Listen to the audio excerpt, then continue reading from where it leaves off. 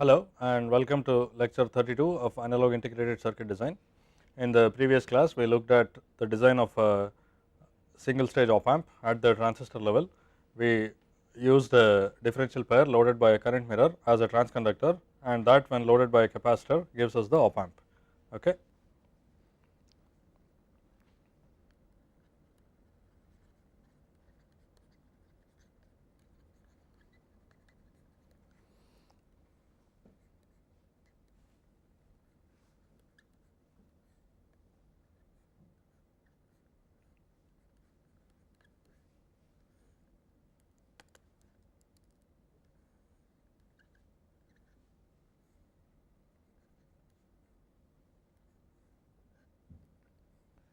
This is the tail current source and it will be biased from a current mirror. Okay.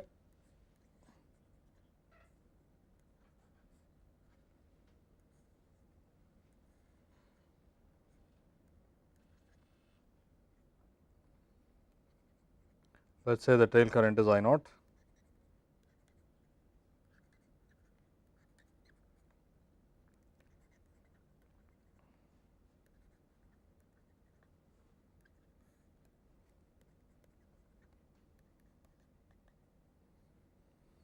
This is the output, and the output when loaded by a capacitor becomes an integrator. Even if the capacitor is not explicitly loading the output of the op amp, we will have the parasitic capacitors which will limit the unity gain frequency. Okay. The drain parasitics of M4 and M2 will be part of the load capacitance or the integrating capacitance. Now, this is equivalent to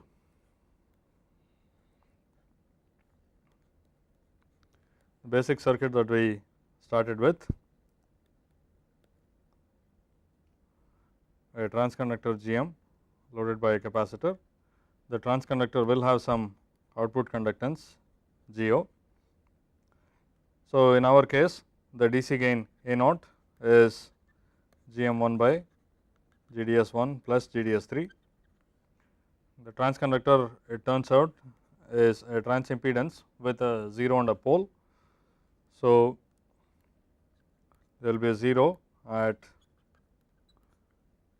2 times GM3 by CD3, where CD3 is the parasitic capacitance loading this node.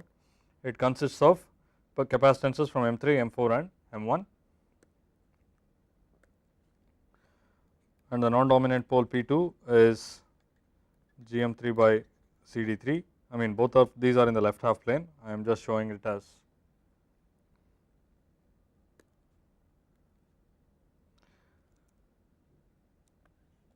both the pole and 0 are in the left half plane. So, that means that the actual pole and the 0 are at minus P2 and minus Z1. Okay.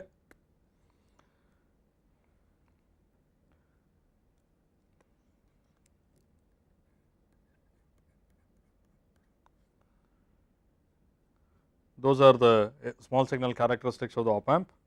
We also know that the input referred offset has a variance given by variance of the offset between the input pair transistors and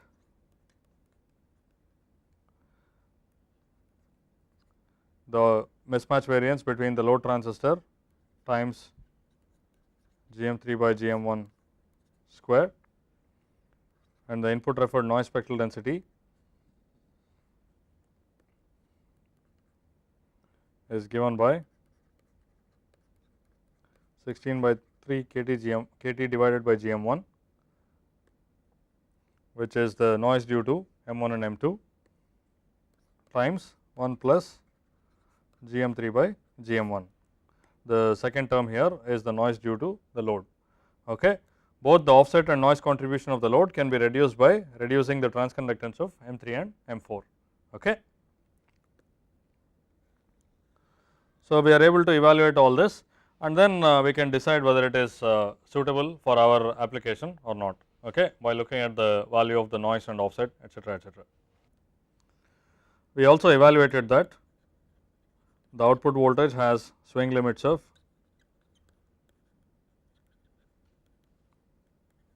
VD sat 3 below VDD and a threshold voltage below V bias, and V bias itself has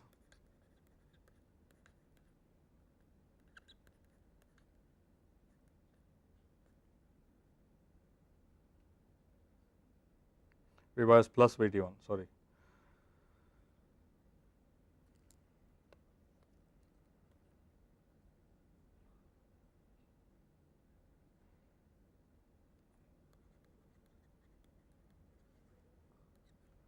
And a lower limit of VD sat 0 plus VD sat 1 plus VT1. Okay. Both these ranges are skewed towards the upper side, they are a lot closer to VDD than to ground, and this is a consequence of using NMOS input transistors. With PMOS input transistors, the ranges would be a lot closer to ground than to VDD. Okay.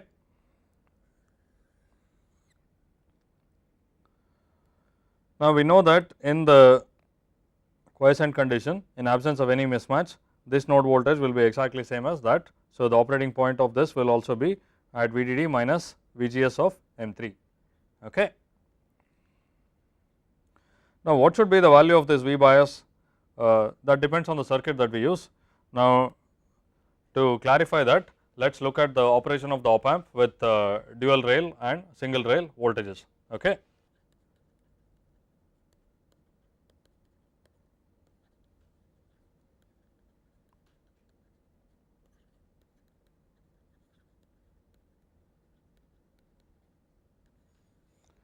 Now, normally when you see the textbook introduction to the op amp, it will be operated with dual supplies, and the input is just shown as having a quiescent value of 0. Okay. This is an example circuit.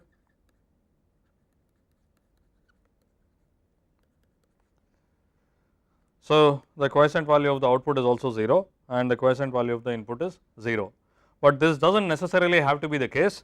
The quiescent value of the input could be anywhere within the input common mode range of the circuit. Okay. So, for instance, to this I could add some V bias, and that means that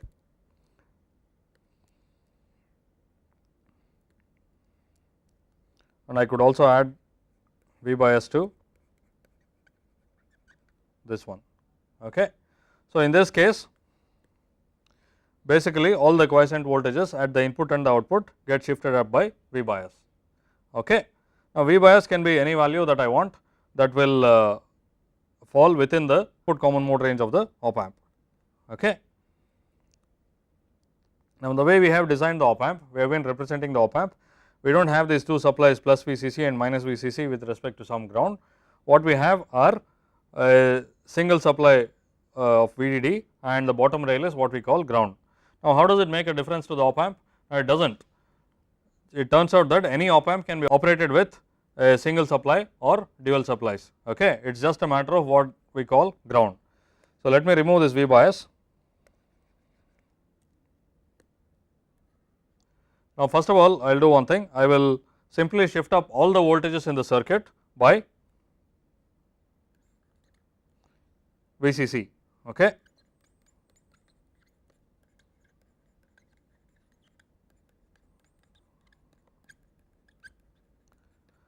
To all of this I will add VCC. By the way, one more thing to keep in mind is that the upper and lower rails need not be at the same voltage.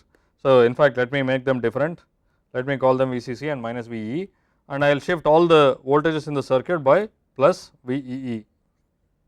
Okay. What happens then?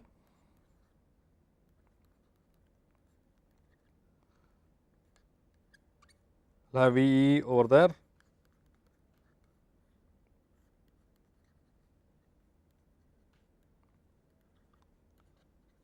VE over there 0, and this will be VCC plus VE.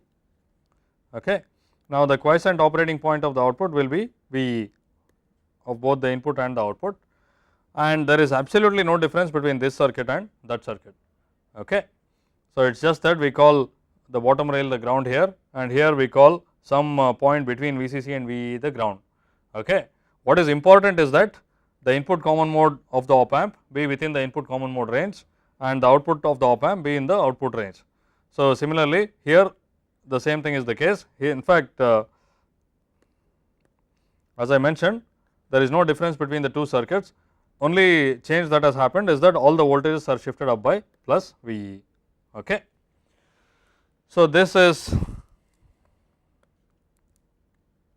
the op amp with dual supplies, and this is the op amp with a single supply. Okay. So, any op amp can be operated either with dual supplies or a single supply. Now, the range of the op amps are related to the upper supply rail and the lower supply rail. Now, what we call the upper and lower supply rail is up to us. We can call them to be some positive voltage, some negative voltage, and some intermediate point to be ground. Now, when we do that, usually that ground falls within the input and output ranges of the op amp.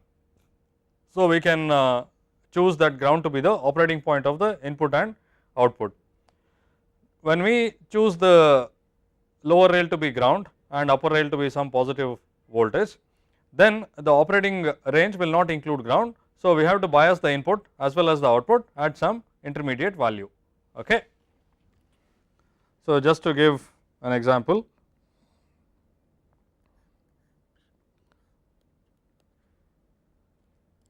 so let us say I have an op amp operating with plus and minus 2.5 volts.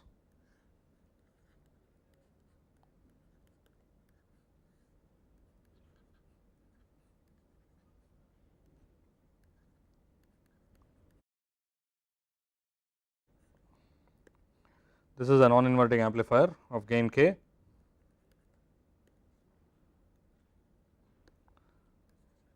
The output will have a quiescent value of 0 volts. Okay. And on top of that, we will have k times Vi, which is the incremental output. It will be k times the input increment. Now, exactly equivalent to this circuit is if we have the op amp operating with a single 5 volt rail and Vi terminated to 2.5 volts and this resistive divider also terminated to 2.5 volts. Okay. So, in this case the operating point here will be 2.5 volts and on top of that we will have k times Vi. Okay.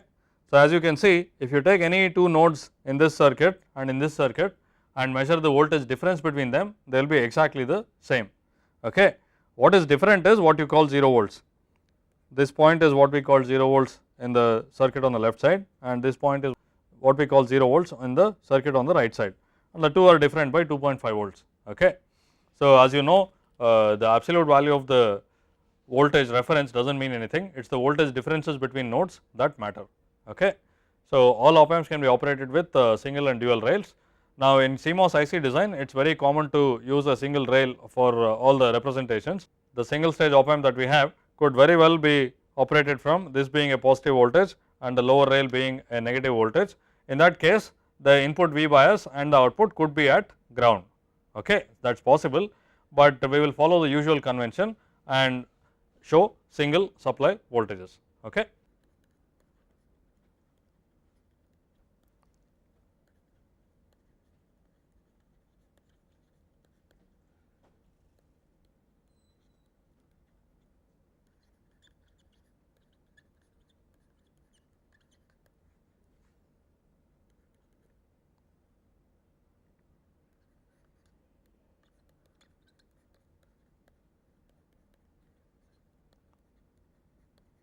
The really relevant thing is to have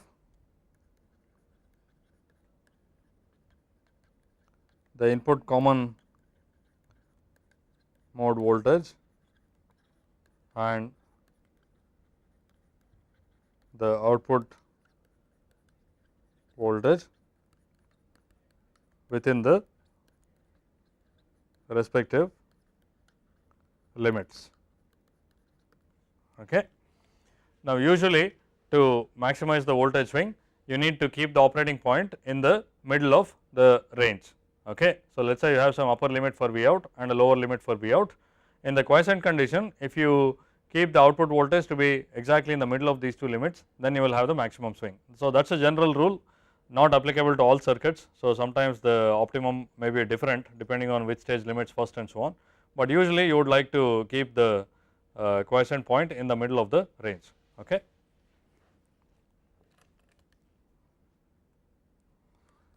So, just an example circuit with our single stage op amp. Let us consider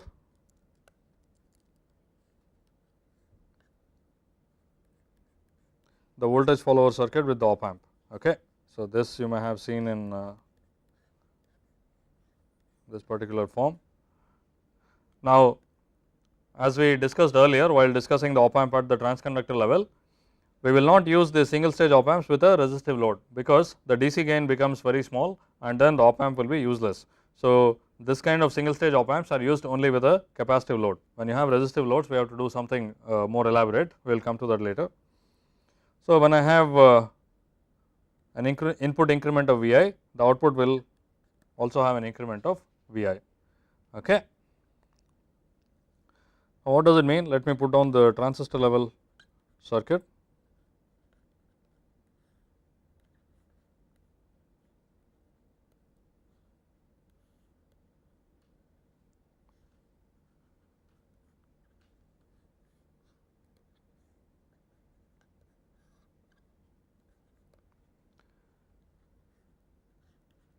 This is my op amp, that is the output, and these are the plus and minus inputs.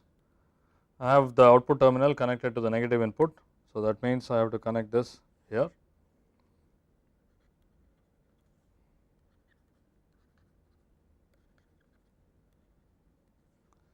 Now, let us say I have some bias voltage V bias, then this will also be at a bias voltage V bias. Okay. This is because the current in M1 and M2 have to be equal due to the current mirror. Okay. First, imagine that you have a case where the transistors have no output conductance. So, the op amp has an infinite DC gain. Now, M3 and M4 form a perfect current mirror. So, this current and that current have to be equal, and the sum of those two currents has to be equal to the tail current. Okay. So, equal currents I 0 by 2, I 0 by 2 flow through M1 and M2. That means that their VGSs will be the same, and that means that the output voltage will be equal to V bias. Okay. Now, this is true as long as all the transistors are in saturation region. Let us say if M4 goes into triode region, clearly the current in M3 and M4 do not have to be equal. Okay. Now, let us say I have an increment Vi, and exactly the same principle holds, and the output will also have the same increment Vi. Okay. So, it is very clear that this is a voltage follower, and that is what we expected, because what we have made is the op amp voltage follower using our single stage op amp. Okay.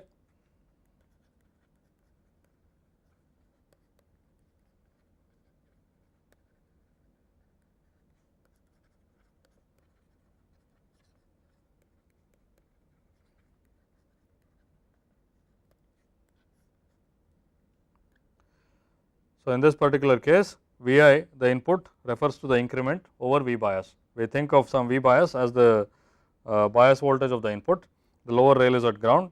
So, V bias will be somewhere within the input common mode range, and Vi is the input. Okay. Now, this circuit also serves as a useful vehicle to illustrate the swing limits in an op amp. So, we know that for this particular op amp, we have VDD, the limit on the input common mode is VDD minus VT3 plus VT1 minus VD sat 3, okay, some voltage close to VDD, and the lower limit is VD sat 0 plus VD sat 1 plus VT1. Okay. this is the range for the input common mode voltage of the op amp, and the output range of the op amp will be between VDD minus VD sat 3 and on the lower side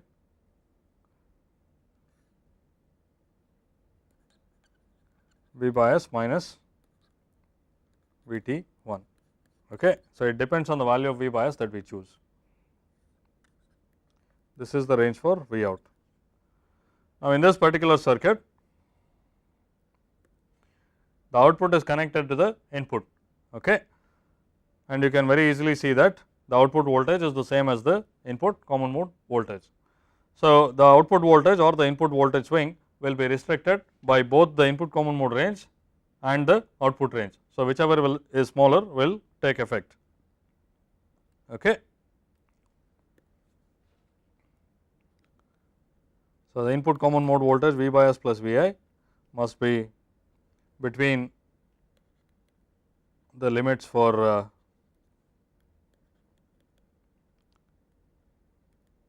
input common mode voltage and they should also be within the limits for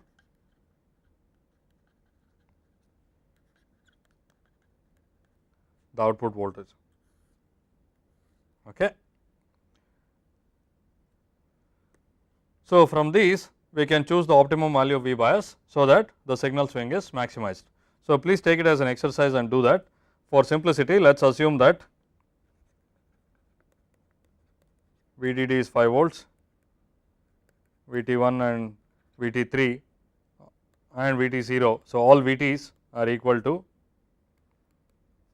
0.7 volts, and again for simplicity let us assume that all VD sat or 0.2 volts. Okay. So, under these conditions you can calculate the value of V bias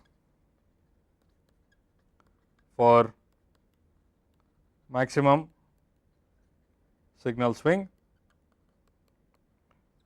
where signal refers to Vi, and you can also calculate the value of the maximum signal swing, okay, and the value of the signal swing itself.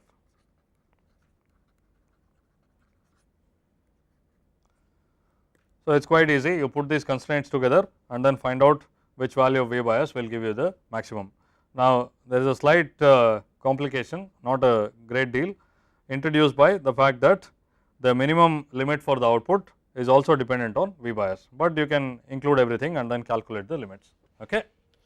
So, that is how a single stage op amp is used. You have a transconductance loaded by a capacitor, you have a non-dominant pole and a 0, which you try to keep beyond the unity gain frequency, so that your stability is not affected at all, and you have some noise and offset, which you can take care of or adjust to any value by appropriately sizing the currents and the devices. Okay. You also have to respect the signal swing limits of the op amp, and I have just showed you for an example circuit of a voltage follower how to do that. For any other circuit you can do exactly the same. You can choose the value of the input bias, so that you can get the maximum swing limit that you want. You can also compute the swing limit that you will get. Okay. Now, if you want to increase the swing, there are a couple of options, but given a power supply voltage you will not be able to increase it a great deal. Okay.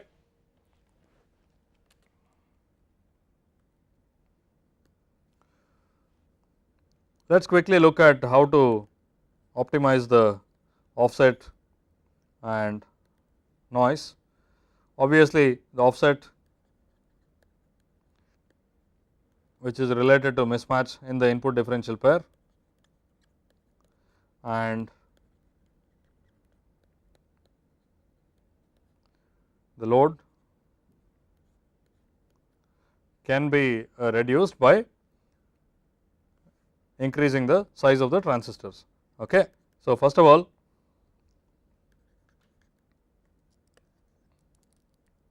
the contribution from M34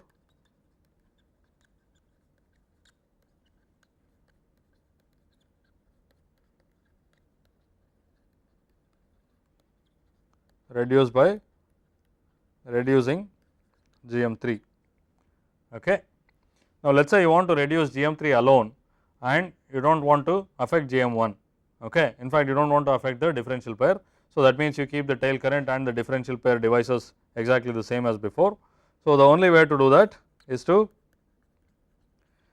increase VD-SAT 3, okay, because after all what is GM3?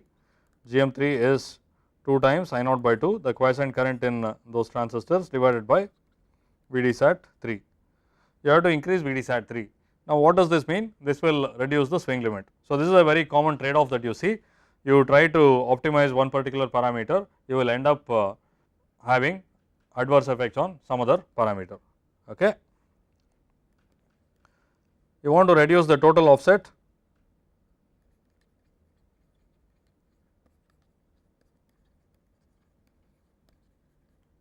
you increase the size of all transistors. What happens is that offset will reduce. Okay. So, to reduce the offset voltage,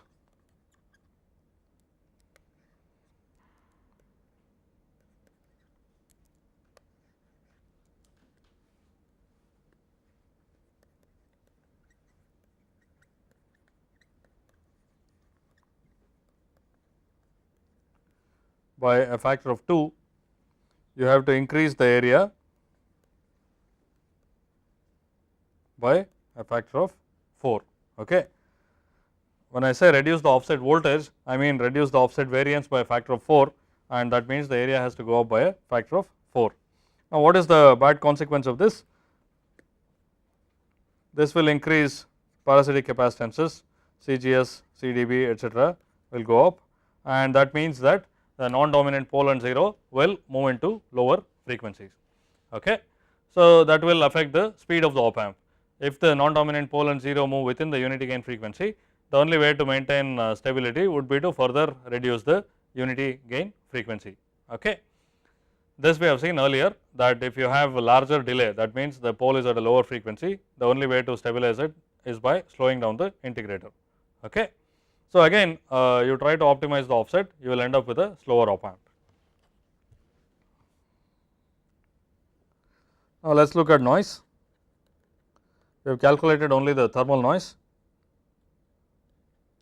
The input referred noise is 16 by 3 kT by GM1 1 plus GM3 by GM1. As before, you can reduce only the loads contribution by reducing GM3, which can be done by increasing the VD-SAT of those transistors. But if you do that, you will adversely affect the swing limit. Now, you can reduce the noise by increasing the GM of all transistors, but if you do that, you will end up with a larger power dissipation. Okay.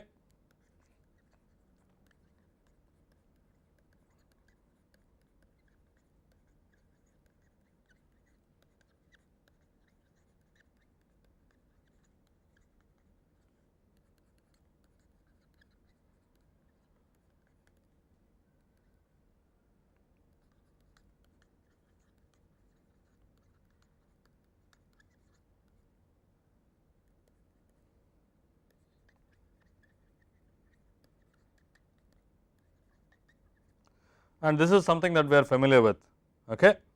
This is basically noise scaling or impedance scaling. If we double the widths of all transistors in the circuit, the currents everywhere will double and the GMs will double, and the input referred noise spectral density will go down by a factor of 2, okay, when expressed in volt square per hertz. But this will also increase the power dissipation.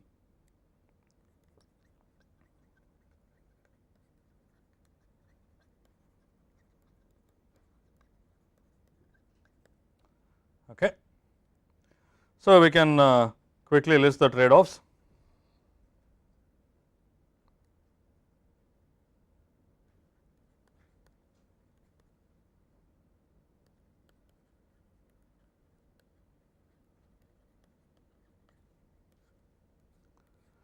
Reducing noise and offset, can you do one of few things that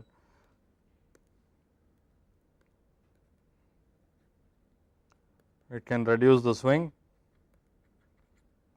reduce the speed when you increase the size of the devices. By the way, increasing the size of the devices is also required to reduce 1 over f noise, again that will end up having an adverse effect on speed or increase the power dissipation. Okay. And from these the other trade offs can also be worked out. Let us say you want to increase the swing. Now, let us say you are also not allowed to increase the supply voltage. So, what can you do? You look at the expressions for the swing limits, you see that it is supply voltage minus some saturation voltages. So, the only way to increase the swing is by reducing the saturation voltages, and if you want to keep the same current or the same transconductance and reduce the saturation voltages, you will have to use larger and larger transistors. Okay. So, that means that you will end up affecting the speed of the device, because parasitic poles and zeros will move to lower frequencies, which means that you have to also move your unity gain frequency to a lower value. Okay. So, these are trade offs that every analog designer wrestles with every circuit practically. So, if you want to optimize everything, you have to do it iteratively. You start with something, now it will not satisfy all the constraints, then you go on optimizing one by one while trying not to affect anything else. Many times that is not possible. So, you have to iterate many times to arrive at the final design. Okay.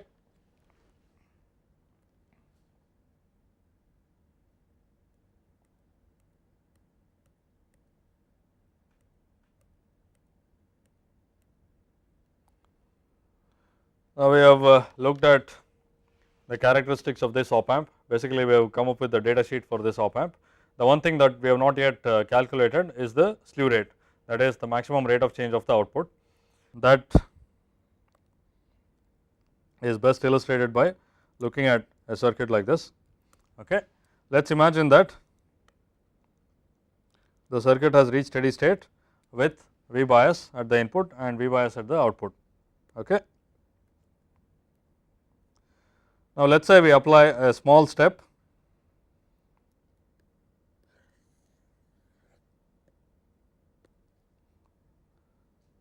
Vi.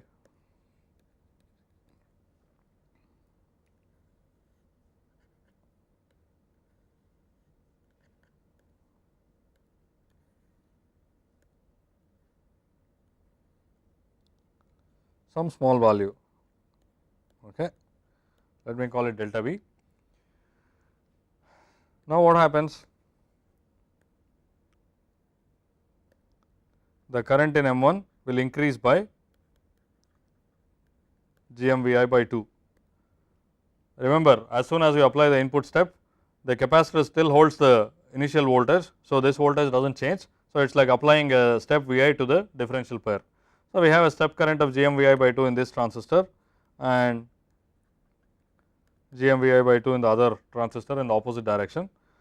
So, a total of GMVI flows into the capacitor.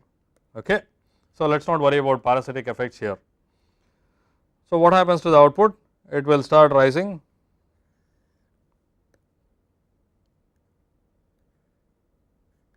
at a rate GM1 Vi by C. What is this after all? This is equal to the unity gain frequency times Vi. This is exactly what we expect from the op amp. If you have an op amp with a unity gain frequency omega u and you apply a unit step to it, the slope will be omega u. If you apply a step of Vi, the slope will be omega u times Vi. Okay. Now, let us say you go on increasing the magnitude of Vi, right. I will keep applying larger and larger steps.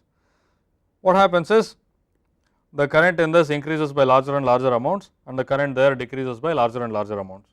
But soon you will reach a point where the step value is greater than the saturation voltage of the differential pair. We calculated that as the overdrive required for M1 to carry the current I naught. Okay. There is some voltage beyond which all of this I naught flows through M1 and nothing flows through M2. Okay. And if you increase the step size beyond that value, nothing further happens, all of I naught will flow through M1 and nothing will flow through M2. Okay. So, what will be the current through the capacitor? I naught is flowing here, it will get mirrored into M4 and flows into the capacitor. So, there is a maximum rate of change of the output and that is equal to plus I naught by C when you apply a positive step. In this particular circuit, when you apply a negative step, the current in M1 will reduce. Again, if you apply a very large negative step, the current in M1 will become 0 and in M2 it will become I naught, and that will be drawn out of the capacitor. So, the maximum rate of change in the negative direction is also the same value, it will be minus I naught by C. Now, this may or may not be true in general, it could be that on the positive side the maximum rate of change of the output is different from that on the negative side, that is the slew rates on the positive and negative sides are different, but in this op amp they happen to be the same and they are equal to I naught by C. Okay. So, just to complete the data sheet, we will have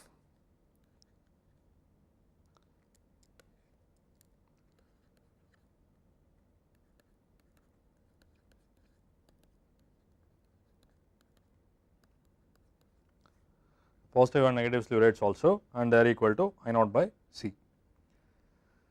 Now, again you can illustrate the trade offs with this. Let us say you want to increase the slew rate, but you do not want to affect any other parameter of the op amp, okay, like the unity gain frequency. So, what should you do?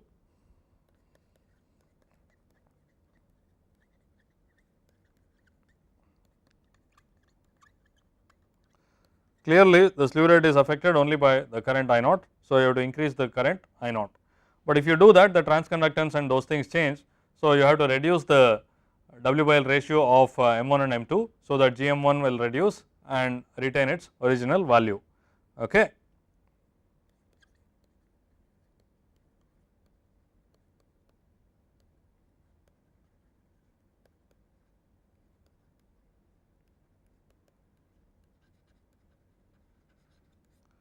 In other words, you have to increase Vd sat 1, okay, because after all GM1 is 2 I naught by Vd sat 1. If you want to increase I naught while keeping GM1 the same, Vd sat 1 has to increase. Okay. So, if you do this, again you will see that the swing limit reduces, it is in direct conflict with the swing limit. Okay. So, as usual you see some trade offs. Now, in general you see that also if you want to work at higher and higher speeds, you have to operate the transistor at higher and higher saturation voltages, that is higher and higher values of VGS minus VT. Okay. So, this we saw from the formula for the transit frequency of the transistor.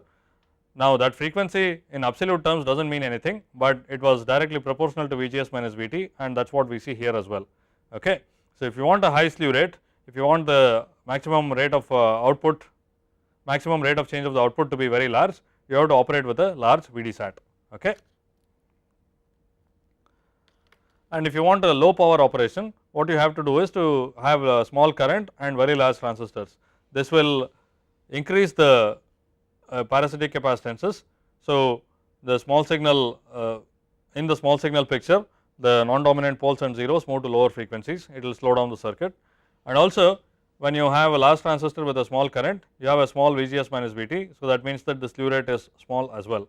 Okay.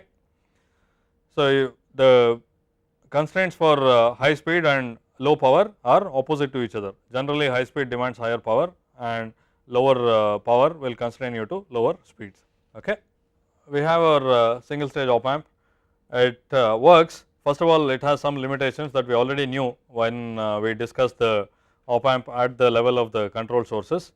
You cannot operate this with resistive loads because that will limit the DC gain and increase the steady state error, that is one problem. And also the DC gain itself is limited.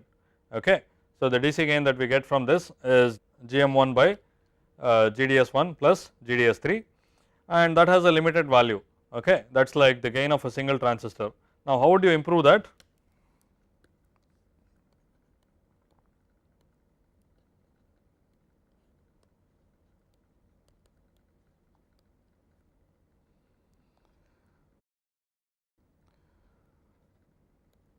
GM1 divided by, we know that GDS1 is lambda 1 times I naught by 2 and lambda 1 itself is proportional to some constant and inversely proportional to the length of M1 and M2, and similarly GDS3 has a different k lambda because it is a PMOS transistor. I will call it k lambda prime divided by L3 times I naught by 2. Okay. So, as a designer you have freedom only over L1 and L3. Again I am assuming that you will not change GM1 because you do not want to change the unity gain frequency of the op amp. You want to keep everything the same, but you try to increase only the DC gain. So, the only way to do that is to increase the length of the transistor, which inherently gives you higher output resistance. Okay, that makes sense because we know that the finite output resistance RDS is a result of channel length modulation. So, if you increase the length of the transistor, the channel length modulation will be a smaller fraction of the total length and the effect will be reduced. Now, this will also require that you increase the width, so that your GMs remain the same. So, overall you will end up increasing the size of the transistors and this again affects the speed. Okay. So, you can increase the gain by a small amount using this technique of using a longer transistor, but let us say you want a gain of 100 times what you have, you cannot do this realistically, okay, because L1 increases by so much. First of all, the area becomes so large and the circuit will slow down so much that it is useless. We have to find other ways of doing that. So, that is what we are going to discuss now.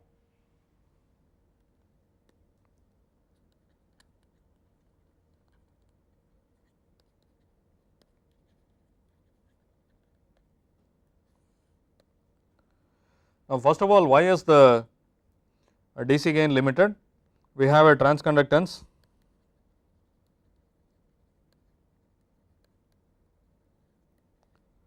GM1 and an output conductance GDS1 plus GDS3. What we have is a voltage controlled current source with this transconductance and that output conductance. So, a way of increasing the DC gain is to reduce the output conductance. Okay.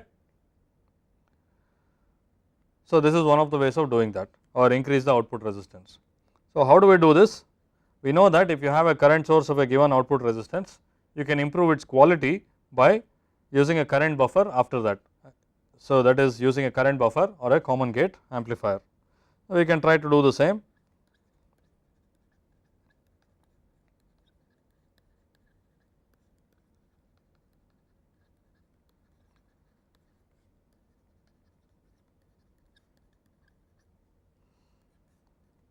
Okay.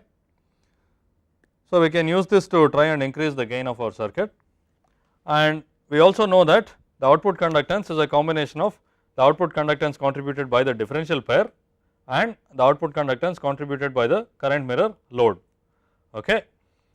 So, each of these looks like a current source, right. A current mirror looks like a current source. So, we have to use a current buffer for that, and a differential pair also looks like an incremental current source and we have to use a current buffer for that as well. Okay.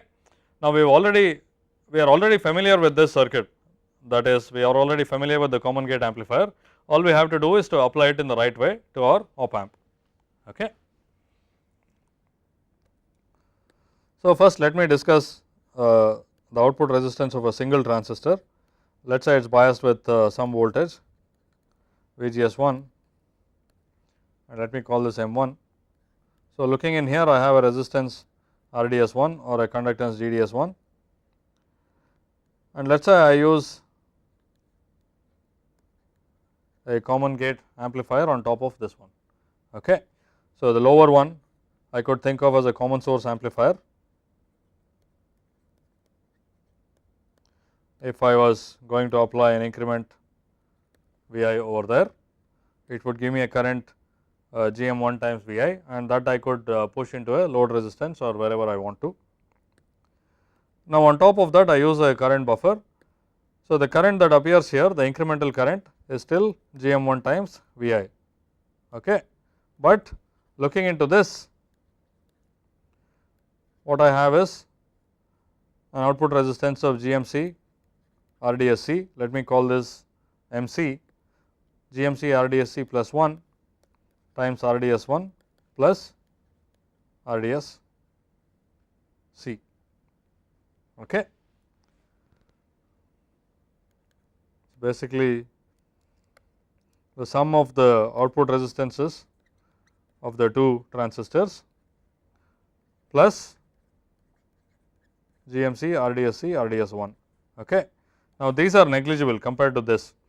This is the dominant contributor to the output resistance, and that increases the output resistance by an order of magnitude, okay, order of magnitude or even more, because we had RDS1 and that is boosted up by a factor GMC times RDSC, which could be as high as 50 or 100 even.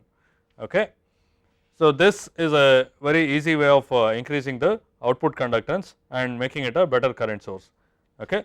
When we had a single transistor, it was an incremental current source of value GM1 Vi, and when we have this transistor MC on top of it, it is also an incremental current source of value GM1 Vi, but it has a much higher output resistance. Okay. So, this is a very common technique to improve the output resistance of current sources. This device is called the cascode device, and this combination is known as the cascode arrangement.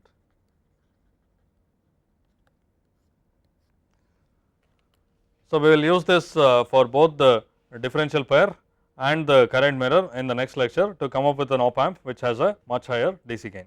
Okay. Thank you. I will see you in the next lecture.